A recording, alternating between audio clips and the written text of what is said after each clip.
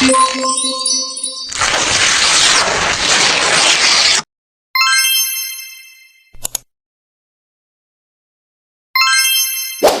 semua sahabat sastra, kembali lagi di channel Talkative. Hari ini saya Naura berkesempatan untuk mengundang teman pujangga kita. Let's check this out. Nah, kita udah kedatangan tamu spesial kita nih. Bisa diperkenalkan dulu kan namanya siapa? Oke, halo semua. Nama aku dulu sama Halimah Ramadhanti. Umur aku 20 tahun. Pekerjaan aku adalah pujangga. Nah, senang bertemu dengan kakak. Bisa dijelasin gak sih kayak perjalanan kakak sampai bisa jadi pujangga di titik ini? Jadi aku tuh dari kelas 5 udah suka nulis dan suka nyuarain isi pikiran aku lewat tulisan. Terus pas umur 14 tahun tuh pas SMA aku udah ngambil jurusan bahasa dan aku berkeputusan untuk masuk sastra bahasa dan jadi pujangga seperti sekarang. Wow, keren banget ya. Kita tepuk tangan dong buat tamu spesial kita kali ini. Yeay! Nah, kira-kira selama jadi pujangga ada kesulitan apa sih yang kakak alami? Kalau kesulitan pasti banyak sih ya. Kadang tuh aku suka lupa atau suka kehabisan ide. Terus kalau misalnya udah buat juga kadang kurang puas sama karyanya. Terus juga ngerasa kayak gak jelas deh karya buatan aku. Terus juga kadang nggak menarik atau segala macam, pasti rintangannya banyak. Cukup sulit juga ya. Kita boleh tahu gak sih kak, teks hikayat apa yang kakak suka? Dari semua teks hikayat, aku punya salah satu teks yang aku suka, itu tuh ada teks hikayat Saijaan dan Ikan Todak. Boleh dibacain gak sih kak biar kita semua di sini tuh tahu? Hikayat Saijaan dan Ikan Todak. Menurut Sahibul Hikayat, bermula ada seorang datu yang sakti, mandraguna, sedang bertapa di tengah laut. Namanya Datu Mabrur. Ia bertapa di antara Selat Laut dan Selat Makassar. Siang malam ia bersemadi di batu karang, di antara percikan buih, debur ombak, angin, gelombang, dan badai topan. Ia memohon kepada Sang Pencipta agar diberi sebuah pulau. Pulau itu akan menjadi tempat bermukim bagi anak cucu dan keturunannya kelak. Hatta, ketika laut tenang, seorang ikan besar tiba-tiba muncul dari permukaan laut dan terbang menyerangnya. Tanpa bersingut dari tempat maupun membuka mata, Datu Mabrur menepis serangan mendadak itu. Ikan itu terpelanting dan jatuh di karang. Setelah jatuh ke air, ikan itu menyerang lagi. Demikian berulang-ulang.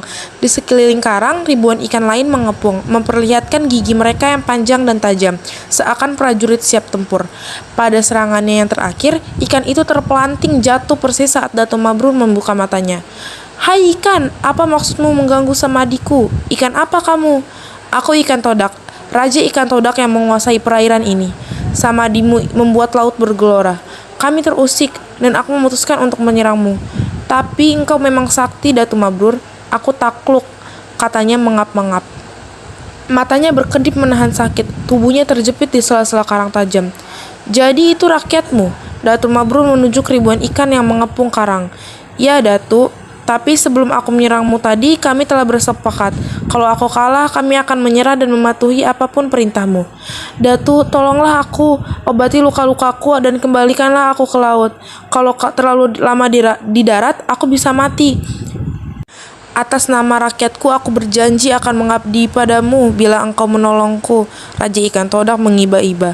Seolah sulit bernapas, insangnya membuka dan menutup. "Baiklah," Datu Mabrur berdiri. "Sebagai sesama makhluk ciptaannya, aku akan menolongmu. Apapun permintaanmu, kami akan memenuhinya. Datu ingin istana bawah laut yang terbuat dari emas dan permata dilayani ikan duyung dan gurita? Ingin berkeliling dunia bersama ikan paus dan lumba-lumba? Tidak. Aku tak punya keinginan pribadi, tapi untuk masa depan anak cucuku nanti." Lalu Datu Mabrur menceritakan maksud pertapaannya selama ini.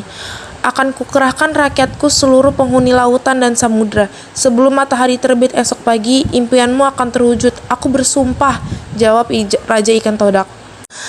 Datu Mabrur tak dapat membayangkan bagaimana Raja Ikan Todak akan memenuhinya sumpahnya itu. "Baiklah, tapi kita harus membuat perjanjian. Sejak sekarang kita harus saijaan, seiring sejalan, seia sekata, sampai ke anak cucu kita. Kita harus rakat mufakat, bantu-membantu, bahu-membahu. Setuju?" "Setuju, Datu," sahut Raja Ikan Todak yang tergolek lemah. Ia sangat membutuhkan air. Mendengar jawaban itu, Datuk Mabrur tersenyum. Dengan hati-hati dilepaskannya tubuh Raja Ikan Todak dari jepitan karang, lalu diusapnya lembut. Ajaib. Dalam sekejap, darah dan luka di sekujur tubuh Raja Ikan Todak itu mengering. Kulitnya licin kembali seperti semula, seakan tak pernah luka. Ikan itu menggerak-gerakkan sirip dan ekornya dengan gembira. Dengan lembut dan penuh kasih sayang, Datuk Mabrur mengangkat Raja Ikan Todak itu dan mengembalikannya ke laut. Ribuan ikan yang tadi mengepung karang kini berenang mengerumbuninya, melompat-lompat bersukaria. "Saijaan!" seru Raja Ikan Todak sambil melompat di permukaan. "Saijaan!" saut Datuk Mabrur. Sebelum tengah malam, sebelum batas waktu pertapaannya berakhir, Datuk Mabrur dikejutkan oleh suara gemuruh yang datang dari dasar laut. Gemuruh perlahan tapi pasti. Gemuruh suara itu terdengar bersamaan dengan timbulnya sebuah daratan dari dasar laut. Kian lama permukaan darat itu kian tampak, naik dan terus naik. Lalu seluruhnya timbul ke permukaan. Di bawah permukaan air ternyata jutaan ikan dari berbagai jenis mendorong dan memunculkan daratan baru. Itu dasar laut. Sambil mendorong, mereka serempak berteriak, "Saijaan, Saijaan, Saijaan." Datuk Mabrur tercengang di karang pertapaannya. Raja Ikan Todak telah memenuhi sumpahnya. Bersama dengan terbitnya matahari pagi, daratan itu telah timbul sepenuhnya, berupa sebuah pulau lengkap dengan ngarai, lembah, perbukitan, dan pegunungan. Tanahnya tampak subur, pulaunya tampak makmur. Datuk Mabrur yang senang dan gembira, impiannya pulau yang akan menjadi tempat tinggal bagi anak cucu dan keturunannya telah menjadi kenyataan. Permohonannya telah dikabulkan. Dengan memanjatkan puji dan syukur kepada Sang Pencipta, ia menamakannya Pulau Halimun.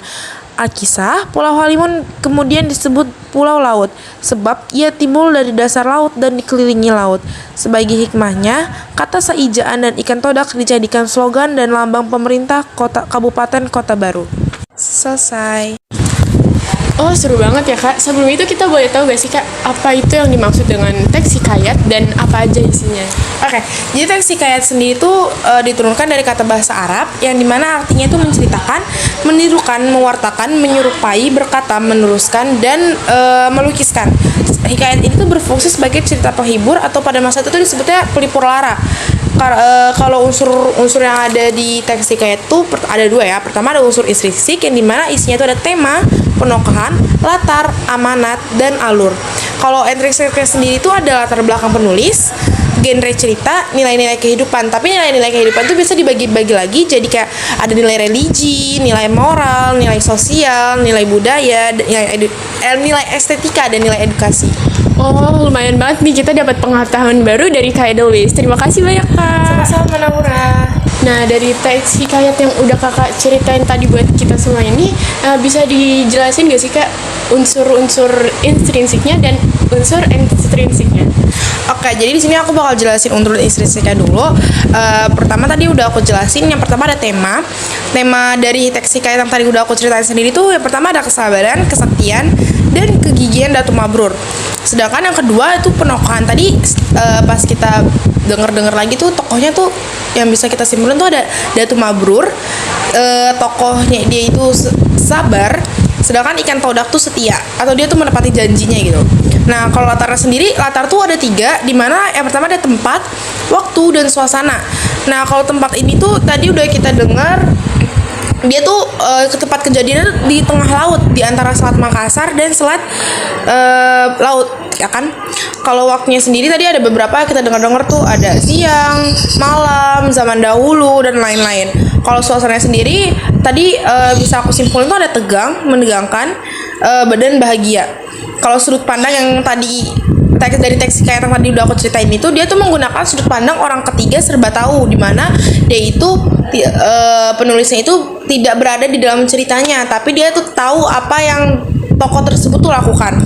Nah, gaya bahasanya itu sebenarnya ini sih menurut saya sendiri adalah mudah memahami suasana yang ada karena banyak dialog dan kejelasan waktu atau suasana, dan dia tuh tipenya yang tidak banyak menggunakan kata arkais, walaupun juga menggunakan kita dapat mengerti gitu kata arkaisnya apa.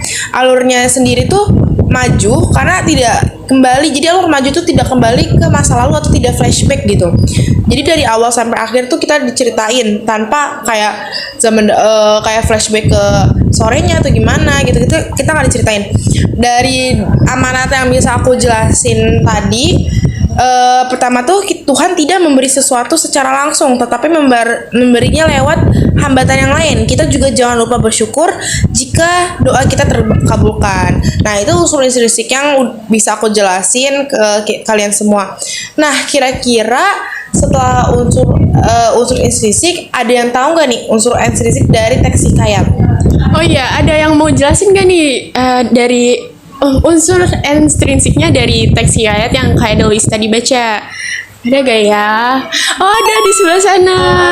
Oke, silakan. Aku Maulida dari SMA Negeri 31. Jadi untuk unsur intrinsiknya itu ada genre cerita. Genre ceritanya itu legenda. Terus ada nilai-nilai kehidupannya. Nilai kehidupannya itu nilai agama, yaitu relevan. Jangan lupa bersyukur atas pemberian Tuhan. Selanjutnya itu ada nilai moral. Nilai moral itu juga relevan, yaitu jangan melihat lawan dari fisiknya. Selanjutnya ada nilai agama tidak relevan, yaitu bersemedi. Sekian dari aku, terima kasih. Oke, makasih Maulida. Tepuk tangan dulu dong buat teman kita Maulida. Yeay. Kiranya udah lama nih kakak di sini. Terima kasih banget buat ilmu-ilmu yang kakak udah sampein buat kita. Semoga kakak bisa datang di kesempatan lain waktu untuk ngobrol-ngobrol di acara talkatif kita.